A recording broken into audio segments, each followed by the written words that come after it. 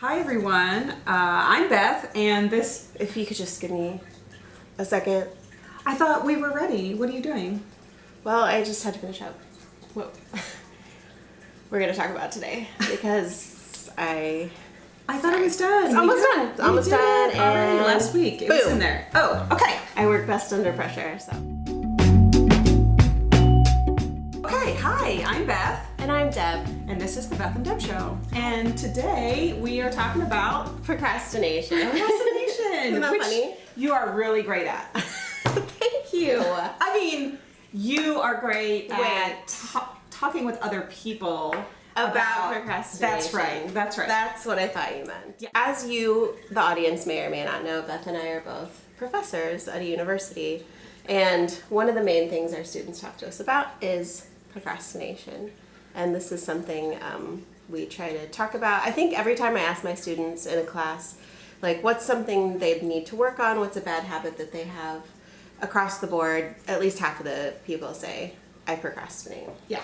And sometimes they don't necessarily have the awareness that they do procrastinate, but then they keep coming up against that wall of like, it's crunch time and I have to get my stuff done and now I'm panicking and it's not my best work, but I'm going to turn it in because I just can't take it anymore. Yeah. So it's definitely something we talk with students about, and even in our private practice as psychologists, we talk with clients about that too. So so what I think it's a pretty universal, most of the people I've ever met. Do you procrastinate? Yeah, I call it prioritizing. Okay.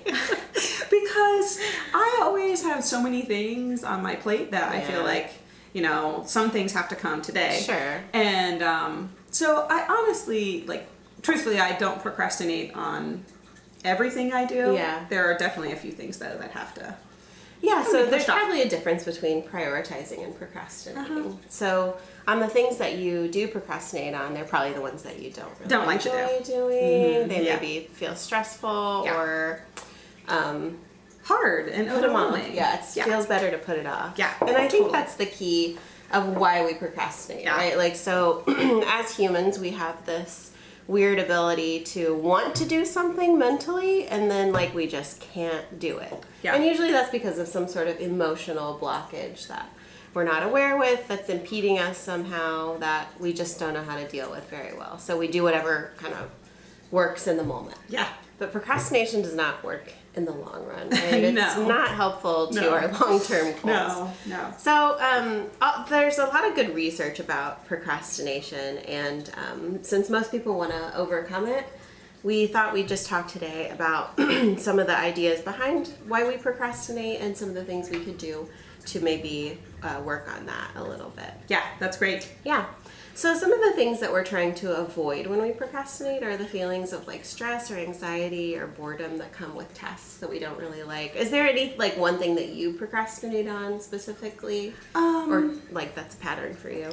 Yeah, I think when it feels like a big task that I'm overwhelmed with. Yeah, you don't know where to start. I don't know where to start, and it feels like it's almost like the equivalent of the final project for students. Like for us as faculty, like a manuscript I've got to write for a publication, right? It's like I have this data, but I got to be able to put it together.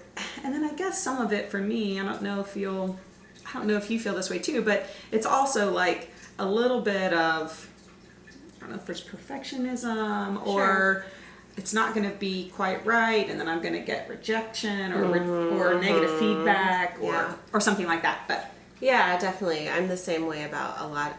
I think I'm more of a procrastinator than you are, but definitely with writing projects or things that feel like I just want them to be done, and I know that it's going to be great when it's done, but that moment is not going to come for a long time of work and pain and frustration. Yes. And that's the part I don't like. I want to avoid that part. Right. Yeah. Because we all know humans are instant gratification creatures, right? Yes, for sure. We want to do the things that feel good in the moment, even though we may know, eating that cheeseburger does not help me get toward my long-term goals of, once in a while you can eat a cheeseburger or whatever. I don't know how often it's okay to eat a cheeseburger. I don't know, but Ask definitely a not. health professional, like a medical health professional, but How many probably cheeseburgers not can every day. Yeah. Hang on, I need to make a phone call. Right. How many cheeseburgers can I have? Yeah. Yeah, and usually I think not only do we have those unhelpful kind of like feelings that we want to avoid, but also they're accompanied by thoughts that we may have of like that are not helping us achieve our goals. So I know like when I have a big project to do, I usually will, in order to justify my procrastination, I have a lot of mental things that I do, like, well, other things are more important, I can work on this later, or the deadline's not for another month, or all these things of why I can, it's reasonable for me to put this off. So not only the feelings, but the thoughts are something that we need to address. Yeah. I think it's good to remember that too. That, you know, you're going to have certain feelings, and those feelings are going to be created by and also sort of perpetuating those thoughts. Yeah, they kind of work together hand in hand. And one thing that I know that a lot of people do is they think, well, I don't feel like it right now, but I'll feel like doing it later. Yeah. Like I'll magically wake up tomorrow and feel, yeah, I want to do this, or I want to work on this paper, I want to exercise, I want to cook a healthy meal today. But it's probably pretty rare that you actually feel motivated to do that. But what typically happens is that you feel a sense of panic, and then that becomes the superseding emotion that you want to avoid. Right? Yeah. And then that pushes you into doing what actually you need to do. I mean, it reminds me of sort of the New Year's resolution, right? Where you have this little burst of motivation, and then, you know, the majority of us don't stick with it after, you know, the first few days. Yeah. And I think it comes back to that like, we feel like doing it because we're triggered and reminded that, you know, it's the first of the year, or the deadline's right here, and so we're triggered to have this panic to start doing it. But yeah, it's not like I feel like doing. It's not like a great healthy motivation. It's like, oh my God, if I don't do this, I'm gonna, you know, fail my class or whatever. Yeah. The tricky thing is that often doesn't happen with longer term goals like eating healthy, exercising. We procrastinate those, but then when we feel a sense of panic about it, it's usually too late because we've got a major health crisis, or there's something that, you know, if we haven't been doing it all along, it's more difficult to fix. I think that's interesting because, like in terms of getting work done, I think that panic leads to production. And I find, I mean, I'm just thinking about some people that I've known and, you know, clients that I've worked with, like that sense of panic might actually turn to shame. That then leads to more destructive behavior, right? So you're like, oh, I told myself that I was going to work out 4 times a week, and I didn't. And so now, whatever. Oreos, here I come. That's right. You know? So I actually had never thought about it until you said that, you know, certain things, procrastination creates a different kind of secondary emotion. Response. And so it's good to recognize that, sometimes procrastination can push you into action. I'm going to get it done. Maybe not well, but then it could create other things. Okay. And we've both had students where they'll go through the cycle of starting strong at the semester. They start procrastinating, and then instead of coming back up at the end and finishing their work, we just never see them again. That's right. They drop out and fail the class, withdraw from the course, whatever. Yeah, definitely. So there are different people that respond differently to that feeling of panic. Now that we kind of understand the cycles of procrastination, what we're trying to avoid by procrastinating, now we can talk about how we can maybe try to overcome some of these things. How do we get past it? So since procrastination is kind of an emotional trap, one thing to do is, with any emotion that you're facing, is to learn how to handle it, right? So a lot of times, especially with uncomfortable emotions, our first tendency as humans is to avoid anything, and this goes across the board. But if we can learn how to allow ourselves to feel something without completely giving into it, without letting it control our behaviors, then that's good in all kinds of situations, not just for procrastination, but probably this is a refrain. If you watch many of our videos, we'll be talking about how to handle your emotions in a more healthy way, because it seems like that's kind of an underpinning thing with a lot of different problems and issues. Yeah, it's either we get overwhelmed by them. It's almost like we're on one side or the other. So it's we get overwhelmed and they are taking over. We kind of get stuck in it, or we just pretend like it doesn't exist. Yeah. And we pretend like, oh, it's fine, I'm good, no big deal. Or we busy ourselves. We keep ourselves really busy so we don't have to face those emotions. And I think you've said this before, I know, but we don't have to be afraid of emotion, right? Like our emotions are not going to physically hurt us. Yeah, right. But I think we have that fear. Definitely. That, oh my gosh, my emotions are going to hurt me. And so I need to avoid them. Yeah, or this will never go away. I don't know how to make this go away except by watching Netflix and eating this entire pizza. That's the only way I've ever learned how. That's great. This doesn't bother me anymore is when I'm doing this thing. Because I think in a lot of families we don't necessarily always have healthy emotion processing. I know in my family we didn't. So that's something that is kind of a learned skill, is how to process your own emotions. Yeah. So that's one of the first keys, is to understand that this is an emotion, or this is about emotion, and there are ways to manage that. Definitely. It's not impossible. You may have patterns, but you can do something you can choose something different. Yeah. So in this book that I really like about procrastination, it's called Solving the Procrastination Puzzle. The researcher there, he says the key is to kind of just force yourself to start. And that's a decision, and that is easier said than done, right? So when you're not feeling like doing something and all you want to do is avoid it, it's hard to just force yourself to start. But the key to just getting started is recognizing what your triggers are for wanting to procrastinate, and then deciding ahead of time what you're going to do when those triggers come up, right? So if I know that like every morning I want to wake up and exercise, but also every morning I'm going to wake up and be like, I really don't want to do this. Yes. Right? Yeah. This, I'm tired. I hate morning times. I'm having all of these thoughts, right? Like negative thoughts that are not helping me get anywhere. And also feelings of tiredness and like exercise is boring. I don't really enjoy it. I want to avoid that whole experience.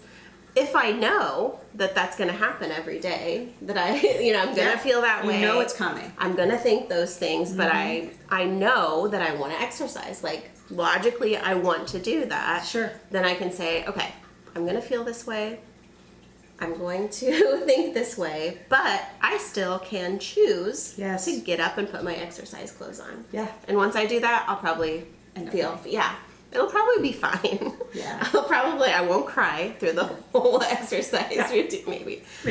But once you get started on something, it's usually not as bad as you hyped it up to be. Yeah, and you usually feel good after you have accomplished that thing that you set yourself to do. Yeah, but you don't think about that. You don't think about that, oh, I'll feel good after this. Yes. It's like, I want to feel good now. I don't want to have to go through the pain to feel good after. Yeah. But it's a different kind of feeling good, right? Yeah. Definitely. And I love this too. I mean, in therapy, I'm a cognitive behavioral therapist, and I talk about behaviors a lot, that, we can't honestly really control our emotion. Yeah. So our emotion is going to come, and the only thing we can control is our behavior. Yeah. Right. And we can work on some thought stopping things too, so we can maybe control our thoughts too. But really it's controlling behavior, and that's what you're talking about, right? I get to choose to get up. I get to choose to set my clothes out so I don't have to spend the mental energy in the morning of picking out my clothes. And so in making those behavioral choices, what happens is then the emotion and those positive thoughts follow, right? Yeah. And that's what you're describing. Yeah, exactly. Yeah. So what if you try to do all these things, but your emotions are still just really getting in the way?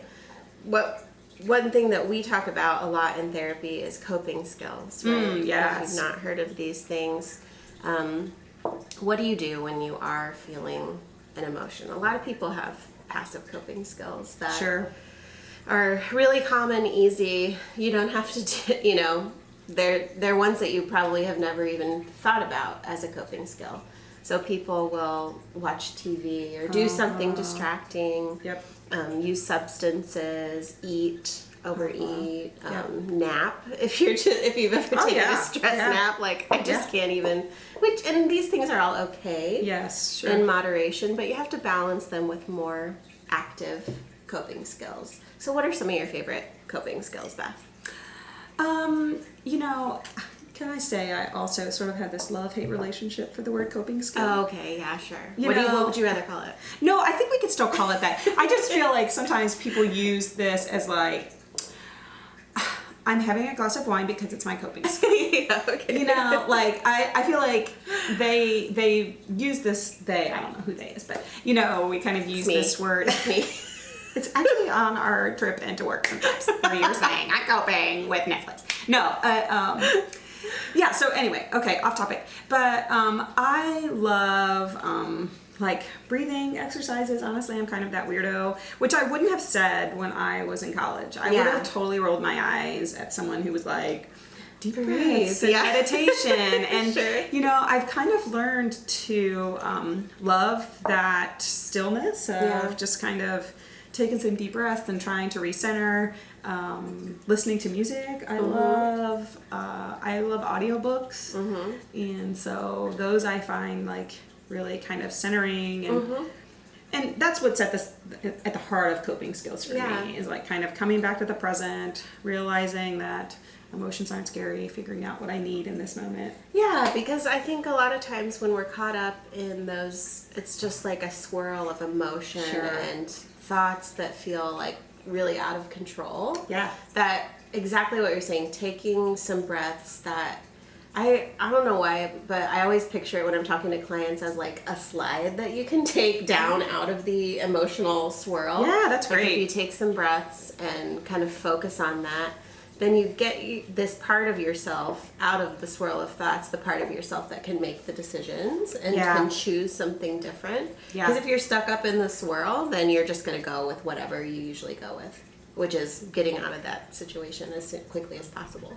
Yeah. But if you find some space to like connect with that part of you that can choose to do something no matter what, then that's when you're going to be able to exercise or start on that research paper or whatever it is that you're procrastinating on. Yeah, that's great. And all those things are things that take practice and for work. Sure.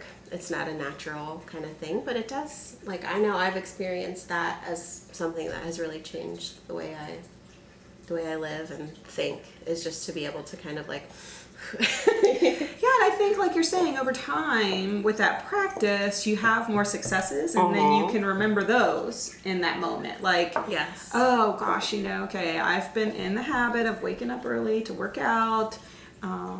I've done it a few times, so on this Thursday that I have to wake up and I'm feeling really tired, okay, I remember that we had some success and how great I felt afterward and that sort of thing. Exactly. Yeah. So another thing is kind of choosing what you're focusing on. Right. That's so great. If you're focusing on that swirl of negativity that you're feeling in the moment, take that deep breath and say, why do I want to do this in the first place? Yeah. Like, why do I care about exercising this morning? Why do I care about getting this research paper done? Oh, it's because I want to be healthy into my old age, or I want to be successful in my school or career, and I know that doing this right now will be really good for me in the long run. Yeah. And these are the things I really want to accomplish. Yeah. So changing that focus from the moment to more of a broad perspective can be really helpful. Yeah, definitely. So I think that there are some things about procrastination in wrapping up this talk. The truth is that it's really a mental game, right? Oh, definitely. So it's something that takes practice. It's something that we fall into as kind of an automatic routine. Yeah. And focusing on it with a heightened awareness of what's going on in our patterns is the first step to overcoming it. Step one, realize your pattern. Yeah, increase your awareness. That's always step one for me. It really is. Yes, like figure out what is going on here. If something's not working, take a minute and say why. What's going on? What am I feeling? What am I thinking? How am I behaving in response to that? Definitely. And then also one I think lie that we tell ourselves, and I've told myself this many times, is that I work better under pressure. Oh, there's that, isn't it? Research shows that is almost never true. Sure. So we may work adequately under pressure and get things done, but you're not going to do your best work when you're heading up on that deadline, you're frantically searching for articles for this research, whatever it is. That's not going to be your best work. I'm sorry to be the one to break this to you, but you can't keep telling yourself that, right? No. I mean, it's like saying, I am the best version of me when I'm super stressed. Right. You wouldn't say, and frankly, if you're in a friendship or a relationship, ask them, am I my best friend when I'm super stressed? I mean, that's basically the same parallel that we're saying when you say I work better. Yeah. Are you in your best mental state? Are you putting forth your best effort when you're just panicked? Frantic. Yeah, definitely. So don't let yourself believe that. Yeah. And then we also fall into these traps. I do this a lot, so I'm pointing the finger at myself. I have a treat yourself kind of mentality, right? I love treat yourself. I do. I love that concept, but in moderation. But I think I tend to use it more liberally than what I should, right? I sprinkle it throughout my day. Well, let's see, I should be working on this, but I'm going to just treat myself to some Netflix, right? Or I'm just going to, I deserve it. I deserve it. I'm worth it. I deserve it. Bruno Mars taught me that. But I actually am worth, and I deserve the rewards of my hard work. Yeah. Right? And sticking to those goals that you set for yourself. Yes. Right? Yes. Mm-hmm. Blaming other people for your stress. That my professor makes things too difficult. No wonder I can't get started on this project. Beth is just unreasonable. She's totally unreasonable with her expectations. Dr. Trammell, never again will I take her I'm class. never taking her class again because she has unreasonable expectations that I will finish this project by the end of the semester. How dare. Or you self-handicap, right? So you're afraid that you're not going to do well, but so if you happen to pass the test without studying, then you're able to say, I didn't even study, and I got a C- on this test. Well, when really you didn't want a C-. No. You would rather have had an A. Yeah. So, but you can kind of convince yourself, like you were saying earlier, like I can rationalize in my mind that a C- is okay. Yeah. Yeah. So, in conclusion, procrastination is not something that you absolutely have to just live with for the rest of your life. Yeah. And there are things you can do. And we will actually talk more about that and give you little helpful hints on our Instagram. It's not a channel, that's a YouTube thing, right? Yeah, I think it's our okay. Instagram feed. Our Instagram feed. Wow, we are so really hip. Look at with us knowing. Okay, so can we do kind of a quick recap? So step 1, develop awareness. Mm-hmm. Step 2, take little steps, right? Is that what you'd say step 2? Yeah, step 1, once you're aware of the emotions and thoughts that usually go around, with an activity you don't enjoy, but that you wish you could do, then you make a plan. Say, how am I going to deal with this? Great. And then make sure that the plan is reasonable. So it should just be when I feel this way, then I'm going to do this small thing just to get started on whatever task it is. I don't have to sit down and do the whole thing at once if it's a long-term project. Yeah, that's great. I just need to maybe make a to-do list about it. Or I need to, look at a couple things. So making a plan for small steps forward. Great. And then if you're having a hard time really implementing that, learning some coping skills. Great. Figuring out what works for you to really handle your own emotion. And if that doesn't work, seeing a counselor. Yeah, definitely. Yeah. So if you're sabotaging yourself consistently with procrastination and these little tips and tricks don't work, go see a professional. Yeah, Who can and help you. most college campuses have a counselor on site that Some kind of free counseling usually. yeah, free counseling, and there's other resources in your community. Yeah, so that's great. Now I am never gonna procrastinate again. Oh my gosh. Thanks, Deb. You're welcome. You're awesome. What was I talking about?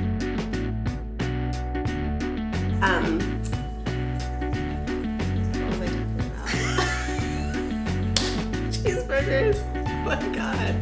Okay. Instant gratification. Instant